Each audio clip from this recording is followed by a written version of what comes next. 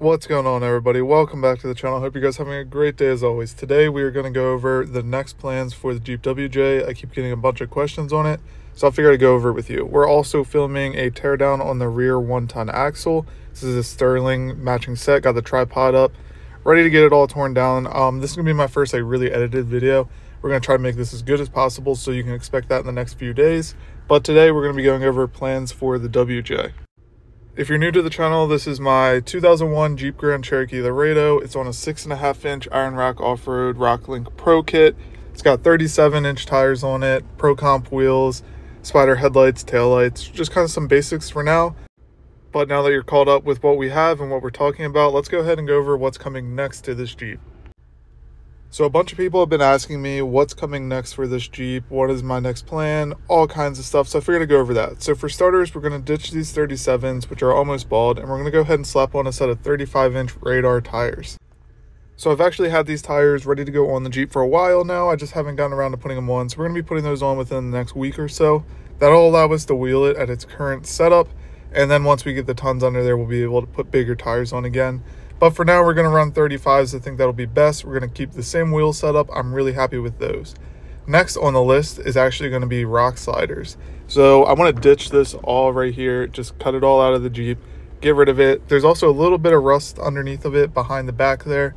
But we're going to go ahead and replace that with some metal. I haven't fully decided on how I want to build those, but we're going to build a pretty cool set of rock sliders. So make sure you guys keep an eye out for that because they're going to be pretty cool to watch. And it's actually a really easy project to do yourself. And if you can weld, you can pretty much make your own rock sliders. I also really don't want to have to hit these on rocks, especially with the rust underneath. It's just going to destroy the car. So we're going to go ahead and get those replaced sooner than later. And we'll probably have to make some adjustments once we put the bigger tires on. Since we will be stretching the rear and everything like that, we might not have to, but we might have to make some adjustments. So we'll make another set if we have to. It'll be really cool to get some experience, and we'll throw this set onto the other Jeep. So we'll see how that goes, but definitely rock sliders are next on the list. I'm really looking forward to that. That'll allow us to wheel it a lot more comfortably and not worry about it nearly as much off-road. It'll just strengthen everything there. We're more likely to hit a rock there than honestly probably anywhere else on the Jeep besides like axles and suspension and stuff like that. The normal places you hit rocks when you go crawling. So rock sliders are on the list. Next up is going to be custom bumpers. So I don't mind the look of these factory bumpers, but they just don't do what we want them to do. We need a winch on this thing, and we need stronger front bumpers, better approach angle, and a better departure angle. So we're going to be making full metal front and rear bumpers for this thing. I want something really custom. There's some really cool options out there if you wanted to buy one, but I just want a one-of-one bumper. I also need somewhere to put a winch like this Jeep has, even though it doesn't have a winch. I need a spot for a winch on this one because the trails we'll be taking this on are going to be pretty extreme. So we're definitely going to want a winch in case we break or get stuck. Next up is the rear. We're also going to be doing a metal rear bumper, which will be really cool because this one's really ugly. I am not a fan of the rear bumper on these at all. So we're going to go ahead and ditch this, and we're going to make our own rear bumper. Hopefully get a lot more clearance out of it. I'm not sure what it looks like under there too much, so we'll have to figure that out as we go. But I definitely want a lot more clearance, and I want a better departure angle. Now, a question I've been asked a few times is, why haven't I tucked the gas tank on this? Now, that is actually a really good question, and I have actually tucked the tank on the black WJ. We did a affordable off-road tank tuck on this one, but I have not done one on the blue WJ yet. Reason being is we're going to ditch the gas tank setup, and we're going to put a fuel cell in the back once we get the new axles under there, because I'm going to have to stretch the back axle back once we get this one all cleaned up and ready to go under the Jeep in order to make room for the massive tires we're going to be putting on it. So we're going to have to stretch it. That will interfere with where the gas tank is. So it's almost easier just to go to a fuel cell and set all that up than to tuck the tank and still have clearance issues. So we're going to have to pull that axle back. That way we don't have to cut any more into the door. So we're going to stretch it. So I'm not doing a tank tuck because we're going to put a fuel cell in there. So hopefully that answers those questions. So the next two things are actually inside of the Jeep. And the first one we're going to go over is definitely something I want to do sooner than later just because it's kind of a convenience thing. And that would be switching out the head unit for something that has a screen on it.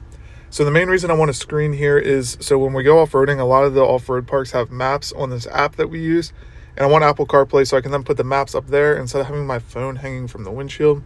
We can have it right here, easier to see and out of the way. Something similar to what we have in the Wrangler. We'll go ahead and put one in here. Basically, the only thing I want is touchscreen, Apple CarPlay, and we should be good with that, honestly. Next up on the list for interior things is the seats. So I do love the stock Grand Cherokee seats. Super, super comfortable, but we're gonna have to ditch those for something that can have harnesses and hold you a little bit better for when we're rock crawling and everything. That way we have that ready when we get the cage ready to go and we start working on the harness bar and everything. I might put the old seats from the Wrangler in here, but we need those seats to mock up the harness bars. And once we start doing the cage, that way we know how high to put the harness bar to make them safe, because there is like a desired height for that, just to have everything stay safe. So we're gonna need those seats to mock everything up anyway. But those are honestly the only two interior mods. I'm going to be ditching the back seats, so I only need 2 seats, so that's pretty convenient, saves me some money there. But those are really the only 2 interior mods that I'm really wanting to do right now. I'm sure I'll come up with some more stuff in the future for that, but for now I just want the head unit, and then we got to get the seats so we can get everything set up. So the next thing on the list is actually super exciting to me, because it's a product we're going to be making and offering to you guys, and that is going to be a steering upgrade. So this Jeep is currently running its stock steering, which is junk, super thin, it's steel, so it bends if you hit a rock and it doesn't bend back to its shape. So this Jeep here is going to be getting our 2.5 ton aluminum steering kit for the Jeep WJ. It's almost ready to go on, actually. We're just waiting on one little thing to come in, and then we'll be ready to put it on the Jeep and get to testing and show you guys why we went with that setup and just how strong this setup's going to be. It's going to be insane. And we're actually making a 1-ton setup as well. I'll be putting the 1-ton setup on the black WJ. That way you guys can see the differences and pick out which one's best for you. These will be available on market for Jeep Grand Cherokees. We'll make a big announcement once it's ready to go live. But I'm super excited for that. I've actually never upgraded the steering on either of my Jeeps, so it'll be really cool to do so. And it's just going to be such a strong and beefy setup. The 2.5 ton setup is going to be perfect for what that Jeep's going to be used for, and then the 1 ton is going to be really nice for what that Jeep will be used for. So we're going to have different steerings for different applications and really how hard you will your Jeep. But this Jeep's going to be getting the 2.5 ton aluminum steering kit that we make. Now, I've also been getting questions regarding drive shafts. So my current plan is, depending on how it does on 35s, possibly order a set of drive shafts for its current setup from Adam's Drive Shafts. If we have to, we'll go ahead and order those. Then we're obviously going to need new drive shafts once we go to 1 tons, so I'll order another set then. However, if I can put off not buying the first set, I think I will, just because that'll save me quite a bit of money. I'm not sure what the exact cost will be, but that'll save us a ton of money not buying 2 sets of these versus 1. So as far as drive shaft goes, possibility on this setup, hopefully I don't have to, but if we do, we will order them. It's not a problem. And then we'll get nice drive shafts once we put the 1 tons under there. So drive shafts are coming soon, or sort of soon. It depends on which one we have to go with. But we're definitely going to be doing drive shafts on this Jeep. And honestly, if you lift your Jeep this high, you should probably do drive shafts as well. It's definitely needed. But that basically wraps up the video of my mods that will be done within the next few months. Hopefully this answers a few questions. If you guys still have questions, go ahead and comment them down below. I'm open to answering any of the questions about the Jeeps. It's really cool sharing these builds with you guys. As always though, thank you so much for watching these videos. It's really cool seeing you guys' support on the videos, and I'll see you guys in the next one. Thanks for watching.